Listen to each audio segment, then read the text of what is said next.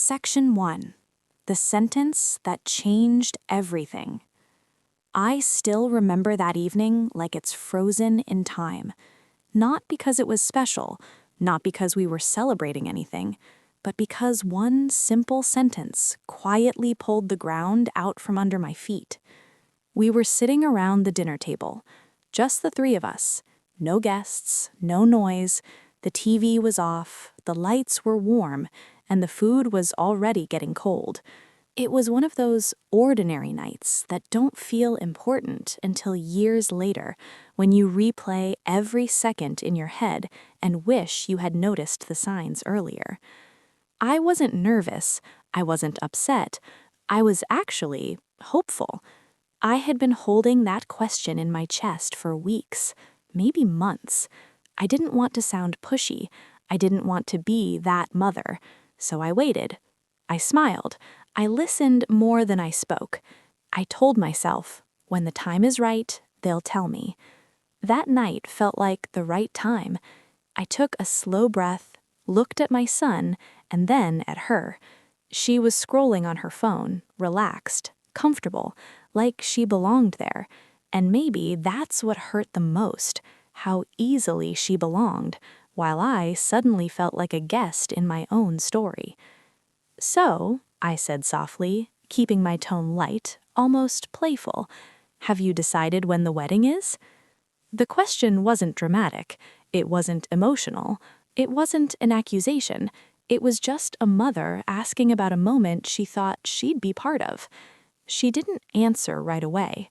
She paused her scrolling, put the phone face down, took a sip of water, then she smiled.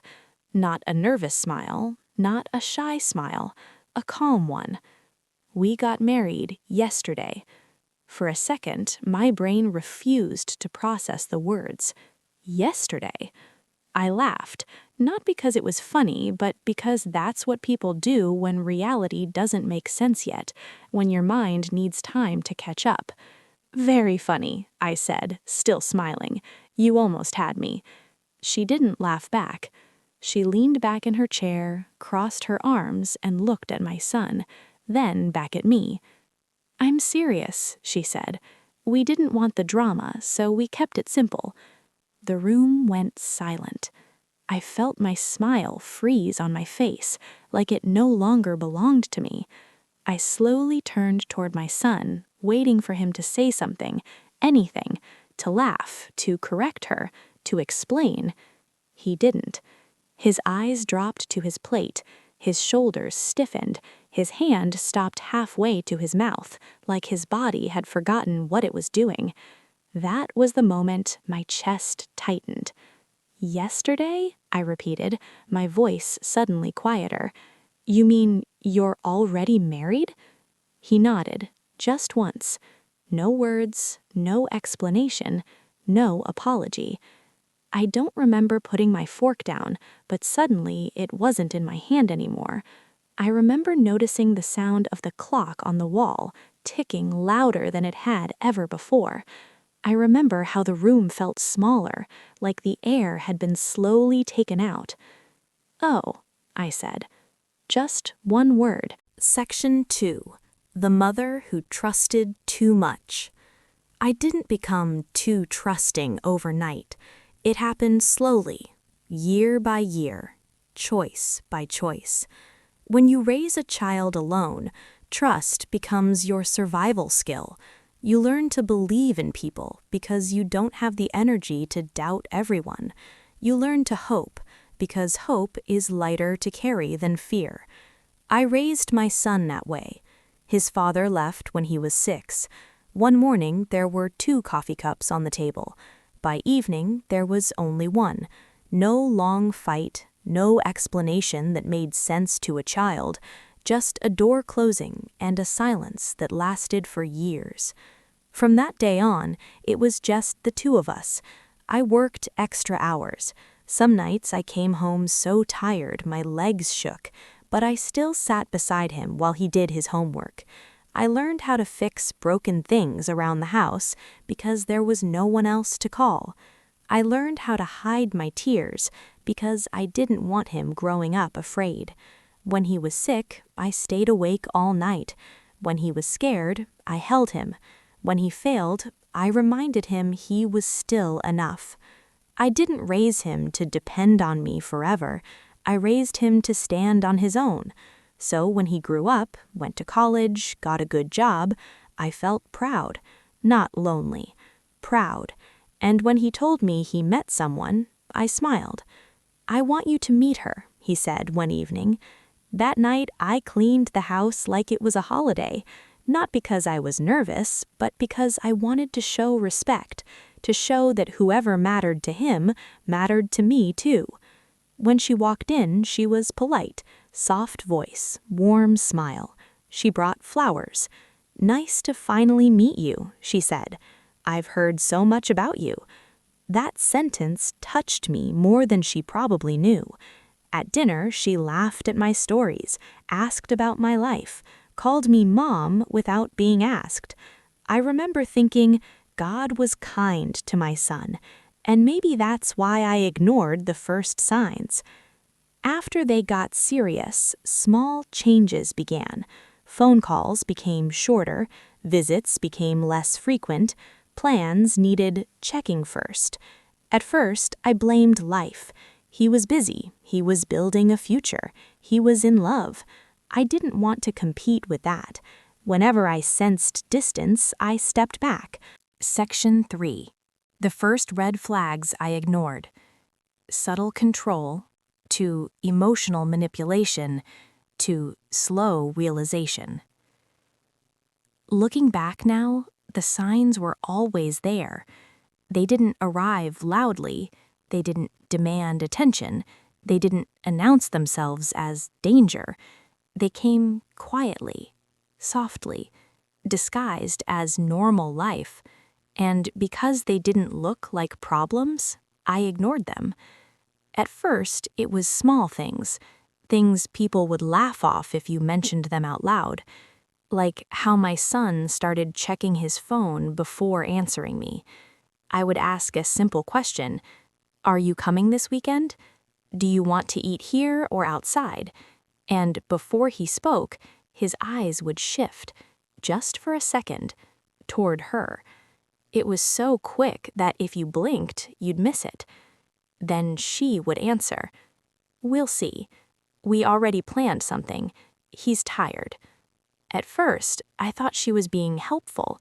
Maybe she just liked being involved. Maybe she wanted to show unity. I didn't want to read too much into it, but something about it felt off. It wasn't that she spoke, it was that he stopped speaking. One afternoon, they came over for tea. We were sitting in the living room, sunlight coming through the curtains, cups resting untouched on the table. I asked my son about a job opportunity I'd heard about. Before he could respond, she laughed lightly and said, "Oh no, that's not for him. We've already discussed it." He nodded, not because he agreed, but because the discussion had already happened without me. I smiled and changed the topic, but inside a quiet question formed. When did I stop being part of his decisions? Still, I said nothing. I told myself this was adulthood, that couples talk privately, that I shouldn't expect to be included anymore. So I stepped back even more. I didn't realize I was creating space for someone else to step forward. Another time, I invited them for dinner. She replied instead of him, "We can't, he's busy." Later that same evening, I saw pictures online. They were out with friends. It stung. But again, I told myself, maybe plans changed. I didn't want to become suspicious. Suspicion felt ugly. Distrust felt like failure. So I chose faith. Then came the comments. Small, casual, almost joking. "You don't need to tell your mom everything," she said once, smiling, like it was playful advice. Another time, "We're our own family now." She said it sweetly, almost warmly, but something about that sentence stayed with me, because I never said she wasn't family. Yet somehow I was no longer included in theirs. My son didn't argue, didn't correct her, didn't say, "She's still my mother." He stayed quiet. Section 4. The wedding that wasn't mine to see. Betrayal, emotional collapse, quiet realization. I had asked about the wedding many times before that night. Not in a demanding way, not with expectations, just softly, carefully, like someone who didn't want to overstep a line she wasn't even sure existed. "So, have you decided anything yet? Do you know the month? Let me know if you need help." Each time, the answers were vague. "We're still figuring it out. We want something small. Nothing is set yet." And every time I nodded. I believed them. I trusted that when the time came, I would know, that even if they chose something quiet, something simple, I would at least be told, not as a guest, not as a planner, but as a mother. That belief stayed with me right up until the moment it shattered. After that dinner, the one where she said, "We got married yesterday," I went home and sat alone in my living room, lights off, phone silent in my hand. I kept staring at the screen. No missed calls, no messages, no photos, nothing. I scrolled through social media, half hoping to find something that would explain it. A post, a story, a caption saying, "We did it." There was nothing. That hurt more than seeing pictures ever could have, because it meant the secrecy was intentional. They didn't just forget to include me. They carefully made sure I wasn't part of it at all. The next few days passed in a strange blur. I went to work, I answered emails, I smiled at strangers. On the outside, everything looked normal. Inside, I felt like I was floating somewhere above my own life, watching it happen to someone else. I replayed that sentence over and over. "We got married yesterday." Not "we're getting married," not "we eloped last minute," but yesterday, as if it had already been processed, accepted, finished, as if I was being informed about something that no longer mattered. The more I thought about it, the more details started to stand out. Why hadn't anyone mentioned paperwork? Why hadn't I heard excitement in my son's voice in the weeks before? Why did every conversation suddenly feel rehearsed? Then the questions changed. Who was there? Who knew? Who helped them plan it? And most painfully, who decided I didn't belong? A few days later, I ran into a family friend at the grocery store. She smiled brightly when she saw me. "I heard the news," she said. "You must be so happy." I smiled back, automatically. "Yes," I said, "very." Then she said something that made my heart drop. "I wish I could have seen your face at the wedding. It must have been emotional." I felt the air leave my lungs. "At the wedding?" I asked, carefully. She laughed. "Well, yes. I mean, even if it was small, you were there, right?" I didn't answer right away. I couldn't, because in that moment. Section 5. The quiet weeks that followed. Emotional fallout. Observation. Inner shift. After the truth settled in, life didn't explode. It went quiet. Not the peaceful kind of quiet, the kind that hums in your ears when everything familiar suddenly feels distant. The days after the wedding passed slowly, painfully slow.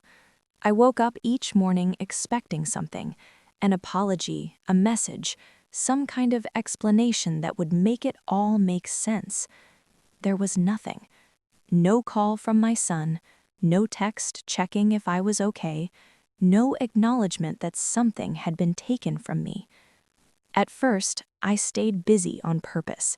I cleaned rooms that were already clean. I reorganized drawers that didn't need touching. I stayed late at work even when I didn't have to, because if I stopped moving, my thoughts caught up. And when they did, they were unforgiving. I replayed every conversation from the last year, Every moment I had brushed off as nothing. Every time I told myself, don't overthink it. Now I understood what those moments were. They were preparation. I noticed how my phone stayed silent in the evenings. Before, my son used to call randomly, just to talk, just to hear my voice. Now, days passed without a word. When I did call, the conversations felt filtered, short, polite, careful. How are you? Fine. Work? Busy. No details, no warmth. Like we were strangers learning each other's habits. I didn't push. Not anymore. Instead, I started noticing things I had never allowed myself to see clearly before, like how she controlled the pace of information, how news reached me only after it had already been processed, discussed, and finalized, how my son's tone changed when she was around, softer, hesitant, like he was measuring every word. I also noticed something else. When I stepped back, no one stepped forward to fill the gap. No one asked why I was quiet. No one wondered why I stopped calling. No one checked in. That realization hurt more than any argument could have, because it told me something I wasn't ready to accept. They had already adjusted to my absence. During those weeks, I learned the difference between being loved and being needed. Love checks in, need fills space, and I was no longer needed. One afternoon, I ran into my son unexpectedly at a cafe near my office. He looked surprised to see me. We sat together awkwardly, like we weren't sure how to behave. He talked about work, about weather, about small things. He didn't mention the wedding. He didn't ask how I felt, and I didn't bring it up either, because something inside me had shifted. I wasn't angry anymore. I was observant. I listened more carefully than ever before. I noticed how he used we for everything now, how every opinion sounded rehearsed, how he hesitated before answering even simple questions. It wasn't confidence, it was permission. Section 6. The truth I never expected to find. Discovery to shock to turning point. I wasn't looking for answers. That's the truth. By the time the quiet weeks passed, I had convinced myself that some questions were better left untouched. I told myself that knowing everything wouldn't change anything, that digging deeper would only reopen wounds I was finally learning to live with. But the truth doesn't always wait for permission. Sometimes it finds you when you least expect it. It happened on an ordinary afternoon. I was at work, taking a short break, scrolling through my phone without thinking much. My mind was somewhere else, focused on deadlines and unfinished tasks. Then a notification appeared, one I almost ignored. A comment on a post I hadn't even realized someone had tagged me in. "Congratulations, I heard the wedding was beautiful. You must be so proud." My heart skipped. I stared at the screen, reading the words again and again, hoping I had misunderstood. Heard the wedding was beautiful. I clicked on the post. It was from a distant relative, not someone close enough to ask questions, just close enough to assume. Assume I had been there. Assume I knew. Assume I was smiling in the front row while my son promised his future. I closed the app and sat there, my hands suddenly cold. This wasn't just one person. Over the next few days, similar comments appeared. Quiet congratulations, casual remarks, small mentions that revealed a much larger truth. People knew. People had known. Just not me. That realization hit harder than the wedding itself, because it meant the secret wasn't small, it wasn't private, it was selective. I started asking questions, not directly, not aggressively, just carefully, like someone walking through a dark room afraid of what they might knock into. I spoke to an old family friend over coffee. She smiled warmly when she saw me. "I was surprised not to see pictures of you at the wedding," she said casually. "I thought maybe you wanted it kept private." I felt my chest tighten. "What pictures?" I asked. She hesitated. "Oh, you didn't see them?" She showed me her phone. There it was, a simple ceremony. No decorations, no crowd, just a few people standing close together. And there, beside my son, smiling brightly, was her. And behind them, her family, her friends, people I had never met, people who had been chosen. I wasn't in a single frame, not even in the background, not even mentioned. I thanked her, paid for the coffee, and walked out before my legs gave up. I sat in my car for a long time. I didn't cry. I felt something colder, understanding. This wasn't about avoiding drama. This wasn't about simplicity. This was about control. Because if the wedding was truly meant to be private, no one else would have been there either. But they were, just not me. The more I asked, the more the story revealed itself. Section 7. The revenge I never planned, but deserved. Strategic justice, emotional strength, silent power. I didn't wake up one morning and decide to take revenge. There was no dramatic moment where anger took over and pushed me to act, no plan written in rage, no words spoken out of bitterness. What happened was quieter than that. What happened was clarity. Once the truth settled in, once I accepted that my exclusion was intentional, something inside me changed. Not my love for my son, but my role in his life. I stopped trying to earn space that should have been given freely, and that decision became the most powerful move I ever made. I didn't confront her. I didn't expose her. I didn't defend myself to anyone. Instead, I stepped back completely. No surprise visits, no emotional phone calls, no checking in just to see. I became polite, calm, distant. The kind of distance that doesn't announce itself but can't be ignored. At first, nothing happened. Days passed, then weeks, and then small shifts began to appear. My son started calling again. Not often, not confidently, but uncertainly. "How are you?" he asked one evening. "I'm well," I replied. Short, neutral. There was a pause on the line. "You don't ask about us anymore," he said. I smiled softly to myself. "I assumed you preferred it that way," I answered.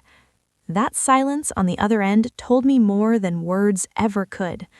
For the first time, the imbalance was visible.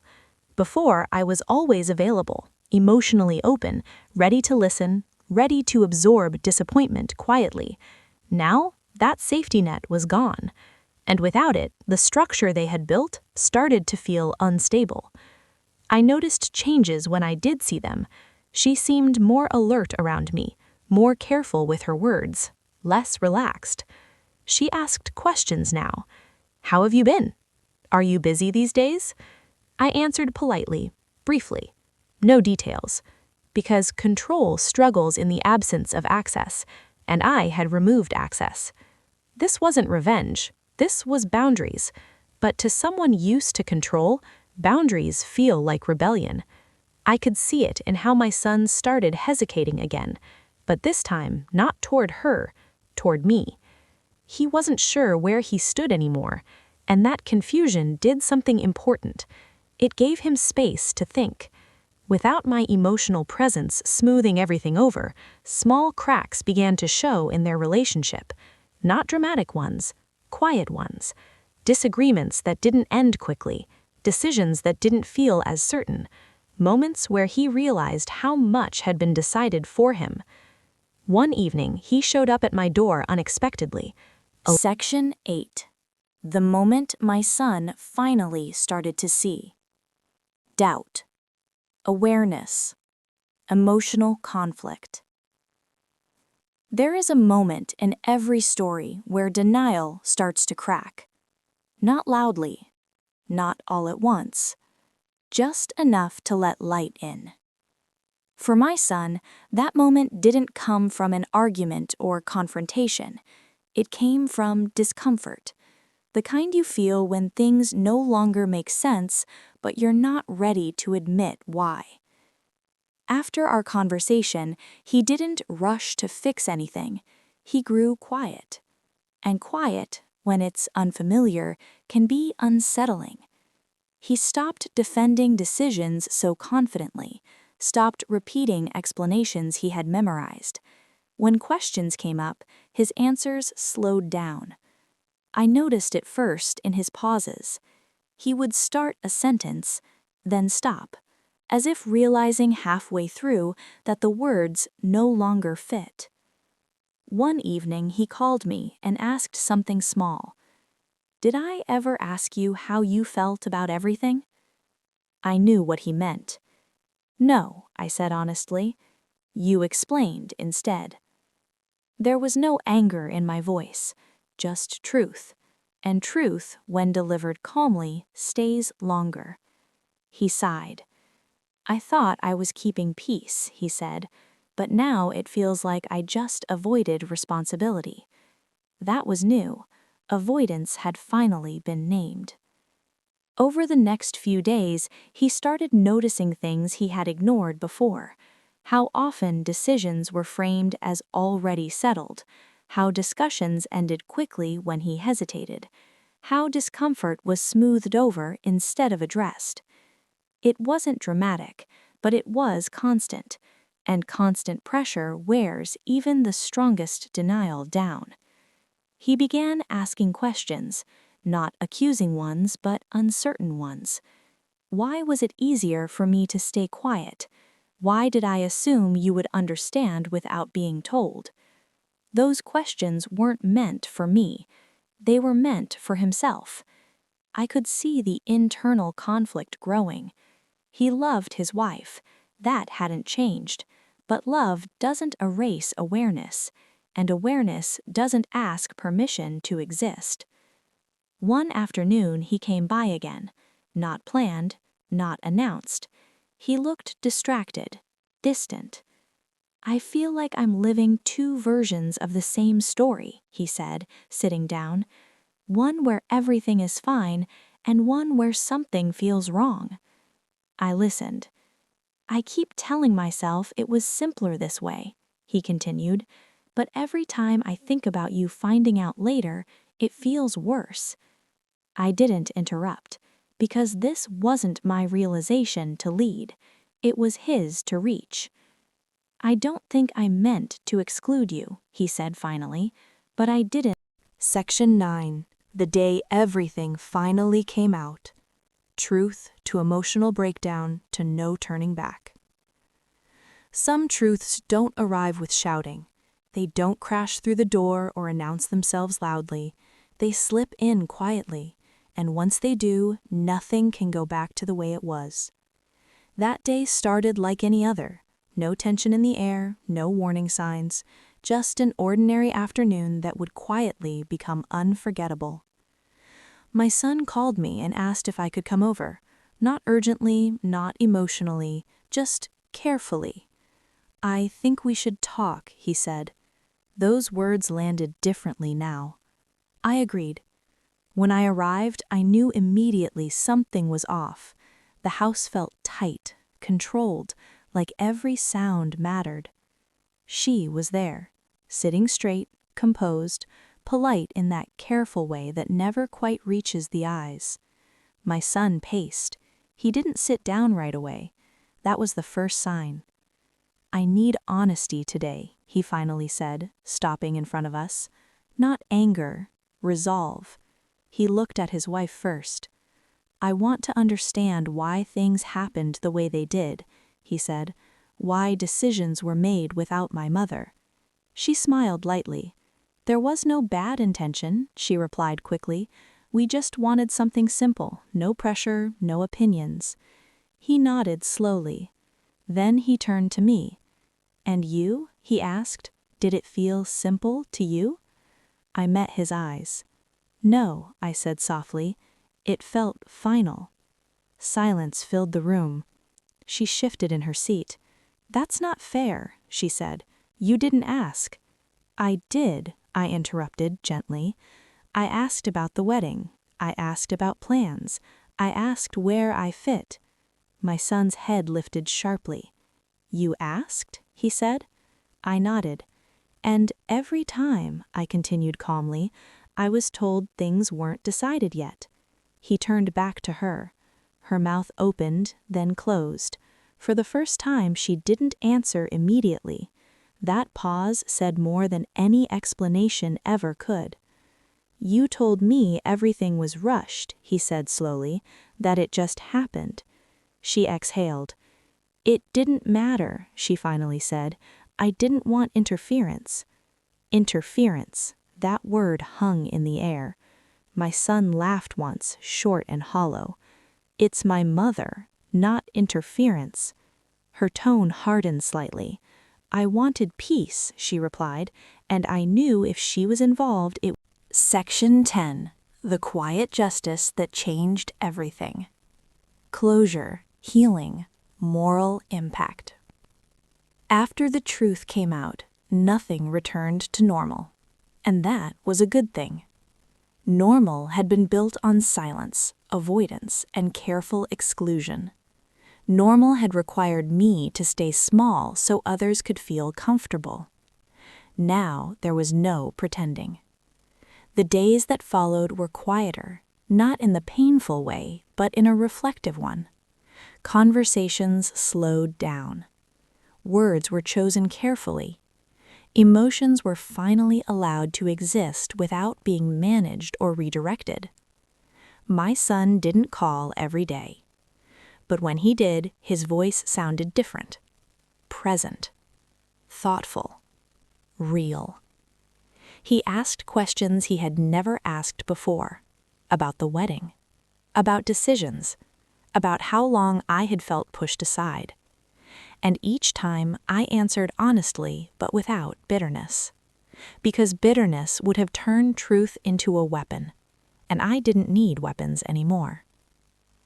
What surprised me most was her silence. Not angry silence. Observing silence. The kind that comes when control no longer works. She didn't apologize right away. She didn't offer explanations or emotional speeches. She simply stepped back. And that told me something important. She knew. She knew what had been revealed and that it couldn't be undone. Weeks passed. Then one afternoon my son came over again.